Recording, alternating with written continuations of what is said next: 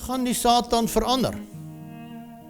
En wat van die engele wat hom gevolg het, gaan hulle nou hulle harte vir die Here gee. Een van die redes hoekom die millennium daar is, het ons reeds gesê, is om juist te bewys dat al het die Satan en sy volgelinge 1000 jaar tot hulle beskikking, hulle nog nie hulle posisie sal verander nie. Wat sê die Bybel hieroor? Openbaring 20:3, en hy het hom in die duiwel in die afgrond, hy het hom in die afgrond gewerp en hom toegesluit en dit bo hom verseël, sodat hy die nasies nie meer sou verlei, totdat die 1000 jaar voleindig is nie. Daarna moet hy dan 'n kort tydjie ontbind word. So hy is in die afgrond gewerp, sê die Bybel. Nou die woord wat daarvoor gebruik word is eintlik die woord, dis eintlik die toestand voor die skepping, voor die aarde gemaak is, was die aarde, sê die Bybel, 'n abusos, 'n bodemlose put. Daardie abusos gaan sy woonplek vir 1000 jaar wees.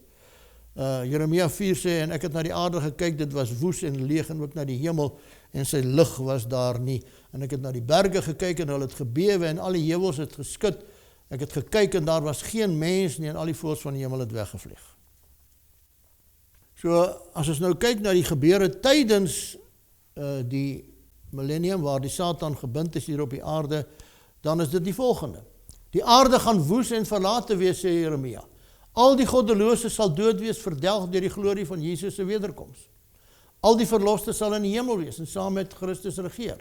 Die duiwel gaan op die donker verlate planeet gebind wees om oor sy rebellie te besin. En dan gaan Openbaring nou voort en hy sê die volgende met betrekking tot die Satan. Openbaring 20 vers 7.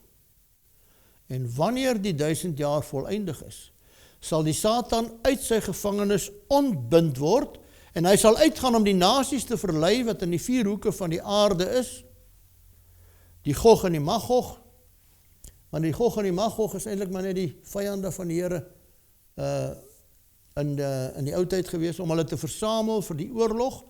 Hulle getal is soos die sand van die see. Nou waar kom hierdie groot getalle mense nou vandaan? Waar kom hulle vandaan?